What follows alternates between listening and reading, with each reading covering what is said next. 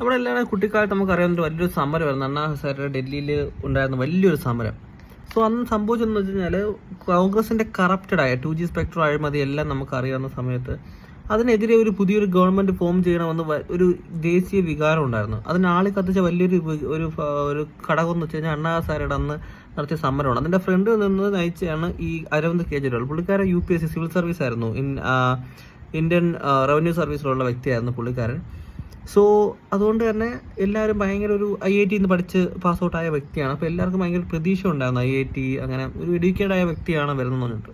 പക്ഷേ ഇന്ന് അദ്ദേഹത്തിൻ്റെ സ്ഥിതി എന്ന് പറയാൻ നമ്മൾ നോക്കണം.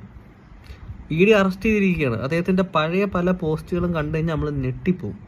കാരണം അദ്ദേഹം പറഞ്ഞ പല വാചകങ്ങളും ഇന്നത്തെ അദ്ദേഹത്തിൻ്റെ അവസ്ഥയും തമ്മിൽ കോറിലേറ്റ് ചെയ്യുമ്പം ചിന്തിക്കാൻ പറ്റാത്ത അവസ്ഥയാണ്. സോ ഇതാണ് ഇന്നത്തെ അവസ്ഥ. ശരിക്കും പറഞ്ഞാൽ നരേന്ദ്രമോദി കണക്കൊരു ഭരണാധികാരി ഇന്ത്യയിൽ ഒരുപാട് നാളിനി ഭരിക്കണം